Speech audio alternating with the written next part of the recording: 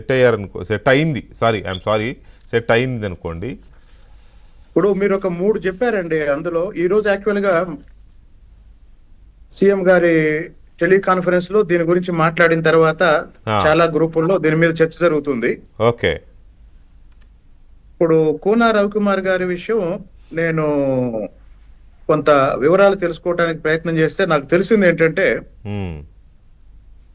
అక్కడ KGBV principal గారిని transfer చేశారు. ఆమె ట్రాన్స్ఫర్ ఇష్టం లేక ఎమ్మెల్యే గారి మీద కొన్ని ఆరోపణలు చేసి ఆమె ఈరోజు హాస్పిటల్లో ఉన్నానని చెప్పారు. ఆ వీడియో కూడా చూశాను నేను.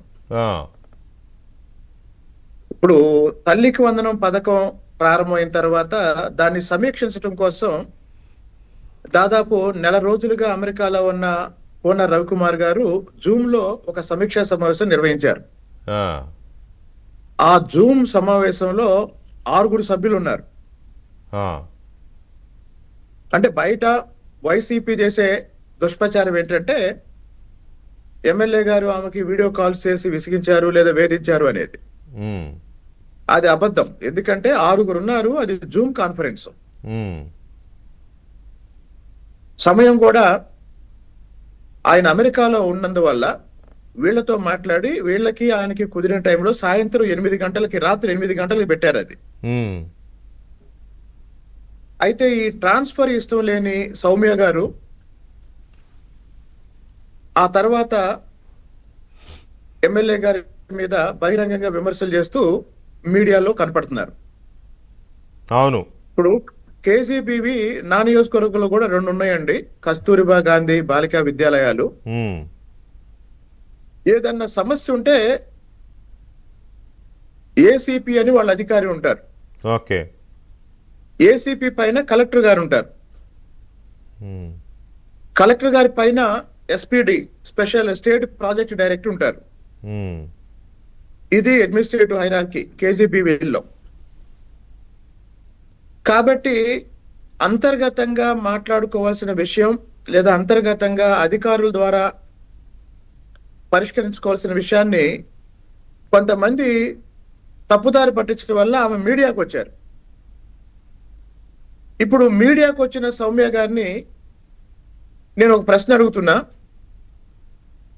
కూన రవికుమార్ గారు వేధించినట్టు ఒక ఆడియో సాక్ష్యం గాని, వీడియో సాక్ష్యం గాని ఏమన్నా ఉన్నాయా? ఆమె కేవలం ఆరోపణలు చేశారు. ఇప్పుడు మీరు అడిగిన అసలు ప్రశ్న ఏంటంటే ముఖ్యమంత్రి గారు ఎందుకు ఇంత సీరియస్ గా తీసుకున్నారు, ఎందుకు ఇంత సీరియస్ గా రియాక్ట్ అవుతున్నారు అంటే గత 14 నెలలుగా వైఎస్ఆర్సీపీ రాజకీయంగా చాలా చాలా చాలా బలహీనంగా ఉంది. కానీ రాజకీయ పోరాటం బదులు ఎక్కడన్నా ఇప్పుడు నజీర్ అహ్మద్ గారు ఉన్నారు, గుంటూరు ఈస్ట్ ఎమ్మెల్యే. ఆయన ఒక వీడియో కాల్ మాట్లాడినట్టు ఒక వీడియో చూపించారు. ఆ వీడియోలో ఆయన ఏమన్నా తప్పుగా మాట్లాడినట్టు ఆడియో లేదు, లేదా తీవ్ర అభ్యంతరకరమైన హావభావాలు ఏమి లేవు. కానీ ముఖ్యమంత్రి గారు చెప్పింది ఏంటంటే ఎలాంటి విమర్శకి అవకాశం ఇవ్వద్దు అని.